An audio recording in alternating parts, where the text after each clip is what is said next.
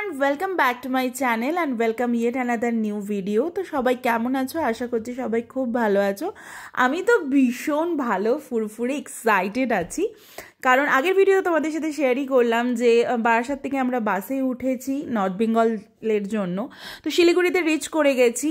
আর শিলিগুড়িতে যেহেতু আমার মাসি বাড়ি, এটা ফার্স্ট টাইম ওরা কলকাতায় এতবার এসছে আর আমি কখনোই শিলিগুড়ি যাইনি। তো সেই জন্য আমি আরও ভীষণ এক্সাইটেড ছিলাম। সেখানে গিয়ে আমি আর কোনো ভিডিও করিনি, কারণ সবার সাথে প্রথম দেখা, প্রচুর গল্প আড্ডা সব কিছু দিচ্ছিলাম। আর তারপরে সবসময় সবাই ক্যামেরা ফ্রেন্ডলি হয় না। তো আমরা 8:30টার সময় শিলিগুড়িতে পৌঁছে যাই, আর আমাদের নেক্সট ফ্লাইট ছিল 2:25-এ, যেটা ভদ্রপুর থেকে ছিল। অ্যান্ড আমরা বর্ডারে চলে আসি, যেটা পানিট্যাঙ্কি বর্ডার। এটা হচ্ছে ইন্ডিয়া অ্যান্ড নেপালের বর্ডার। এই বর্ডারটা এখন ক্রস করলেই চলে আসবার। এটা হচ্ছে নেপালের রাস্তাঘাট। অলমোস্ট আমরা নেপালে রিচ করে গেছি, মানে ঢুকে গেছি। এরপর ফ্লাইট নিয়ে সেখান থেকে যাব হচ্ছে কাঠমান্ডু। হ্যাঁ, আমি নেপালেই যাচ্ছি। তোমাদের ভিডিওতে আগে শেয়ার করেছিলাম যে আমার হাজব্যান্ড কাজের সূত্রে এখন নেপালে কিছুদিন থাকছে। তো সেই কারণে আর মাঝখানে তো অনেক ঝামেলা, অনেক কিছু, সেগুলো নাইবা বললাম। এখন আমি জাস্ট নেপালকে এনজয় করতে এসেছি। নেপালে ভাবলাম একটু ঘুরেই যাই, এই সুযোগ কেনই বা ছাড়বো। আর চতুর্দিকে যেদিকেই তাকাচ্ছি সেদিকেই তোমার চা বাগান। এইগুলো দেখতে দেখতে না আমি ভীষণ এক্সাইটেড। এটা যখন আমি আমরা শিলিগুড়ি নর্থ বেঙ্গল ঢুকে গেছিলাম, তখন থেকেই চা বাগান দেখা যাচ্ছিল। আর এই বর্ডার থেকে পুরো এয়ারপোর্টের রাস্তাটাই পুরোটা তোমার এই চা বাগানে ভর্তি। ছোট্ট একটা এয়ারপোর্ট, একদমই ছোট্ট এয়ারপোর্ট, আমরা যেরকম ইন্টারন্যাশনাল এয়ারপোর্টে দেখে অভ্যস্ত, এটাকে দেখে সেটা মনেই হবে না। এয়ারপোর্টটা একদমই সিকিউরিটি চেকিং বা সমস্ত কিছু যা যা ফর্মালিটিস, ভীষণ শর্ট একটা ফর্মালিটিস। চোখ মুখের অবস্থা দেখে বুঝতেই পারছো, কালকে থেকে জার্নি করেই যাচ্ছি, কোনো শেষ নেই জার্নি। তো চোখ মুখের অবস্থা ভীষণ খারাপ। আর এই ধরনের ফ্লাইট আমি আমার ভিডিওতে, ব্লগে অনেকবারই দেখেছি, কিন্তু চোখের সামনে এরকম দুটো এইখানের এইরকম ফ্লাইট, এই বুদ্ধা এয়ার আর ইয়েটি এয়ারলাইন্সের এই ফ্লাইটগুলো আমি ফার্স্ট টাইম দেখছি। এই ফ্লাইটগুলো একটু ছোট যেহেতু হয়, ভীষণ রিস্কিও হয়, বাট ঠিক আছে, পাইলট যথেষ্টই সেফলি চালায়, রিস্কের কোনো ব্যাপার নেই। বাট আমি এটা ফার্স্ট টাইম আমি ভিজিট করছি এইরকম ফ্লাইটে।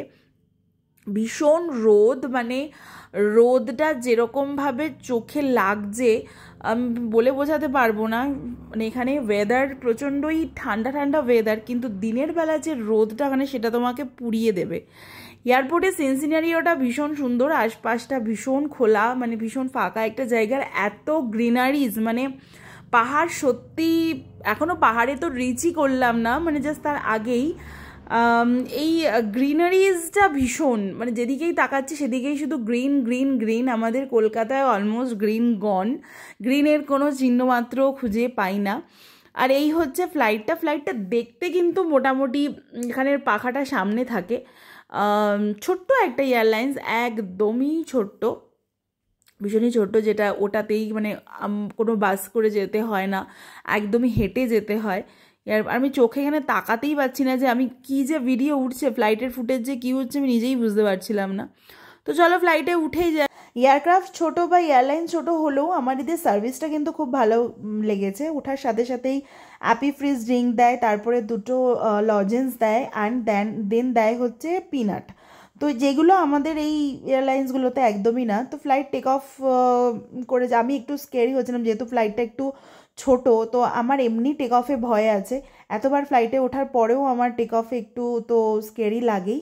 আর এই ফ্লাইটটা আমি একটুখানি ভয়ই পাচ্ছিলাম। আর ভীষণ একটা আওয়াজ হয়, শব্দ না, অ্যাকচুয়ালি পাখা দুটো, যেহেতু 2টো পাখা সামনে থাকে, তো আওয়াজটা অনেকটাই বেশি।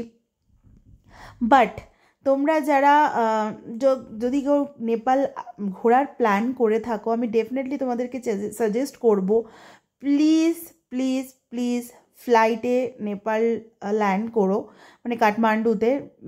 এটা তোমার লাইফের বেস্ট রুট হবে। আমরা এই যে ডিসিশনটা নিয়েছি, এটা আমাদের লাইফের বেস্ট ডিসিশন। আর আমি এত বছর নর্থ বেঙ্গল আসিনি, আমার সেই দুঃখটা, আমার সেই খামতিটা এই রুটটা পুরো আমাকে পুষিয়ে দিয়েছে। জানলা থেকে আমি জানলা থেকে হিমালয়ান রেঞ্জ দেখতে পাচ্ছি, প্রত্যেকটা রেঞ্জ এখান থেকে পুরো দেখা যাচ্ছে। অ্যান্ড তোমরা যদি উইন্ডো সিটের রাইট সাইডের দিকটা নিলেই এই ভিউজগুলো পাবে, লেফট সাইডে কিন্তু পাবে না। অ্যান্ড দেখো আমার জানলা দিয়ে কী দেখা যাচ্ছে, মানে আমি বিশেষ মন্ত্রমুগ্ধের মতো দেখছিলাম এবং আমি ভাবছিলাম যে এটা আমার লাইফের বেস্ট ডিসিশন। পুরো পাহাড়ের ওপর দিয়ে ফ্লাইটটা যাচ্ছে, নিচ থেকে পুরো পাহাড়ের আঁকাবাঁকা রাস্তা, পাহাড় যে গাড়ি যাচ্ছে সবটা দেখা যাচ্ছে। অ্যান্ড দূরে এই এভারেস্ট, কাঞ্চনজঙ্ঘার এই রেঞ্জটা, এটা পুরো দেখা যাচ্ছে। মানে এর থেকে বেটার বোধহয় ফ্লাইট রুট আমি এখনও অবধি আমার লাইফের আর কোনোটা নয়। This is the bestest ever flight route in my life. তোমরা দেখতে পাচ্ছ প্রত্যেকটা রেঞ্জ কিভাবে দেখা যাচ্ছে, মানে ইটস ক্লিয়ার। প্রথম যে যখন আমি টেক অফ করে ফ্লাইটটা তখন অনেকটা ফগই ছিল, বাট তারপরে আস্তে আস্তে ফগ কেটে যায়। অ্যান্ড দেন এই ভিউ আমি ভিডিও করে নিয়েছিলাম যাতে আমি মাকে দেখাবো, বা এটা ক্যামেরা কিছুতেই জাস্টিফাই করতে পারছে না। চোখের সামনে যেটা আমি দেখেছি সেটা আরও বেশি ভয়ঙ্কর রকমের সুন্দর।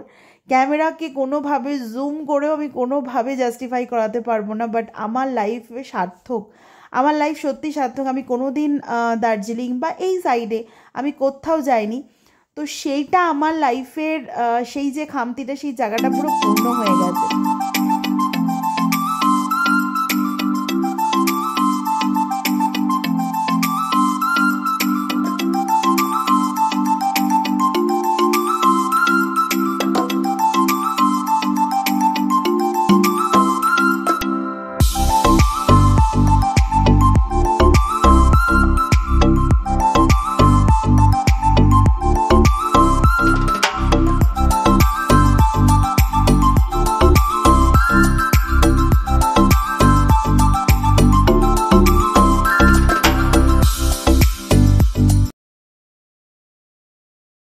চলো সেফলি ল্যান্ড করে গেছি ত্রিভুবন ইন্টারন্যাশনাল এয়ারপোর্ট, যেটা কাঠমান্ডু। তোমরা নেমে এখানে প্রিপেড ট্যাক্সির কাউন্টার পেয়ে যাবে, বা তোমাদের কাছে যদি নেপাল অ্যাপ থাকে, পাঠাও বলে এখানে নেপাল অ্যাপ রয়েছে, যেটা গাড়ির অ্যাপ, এবং ইনড্রাইভও কিন্তু নেপালে চলে।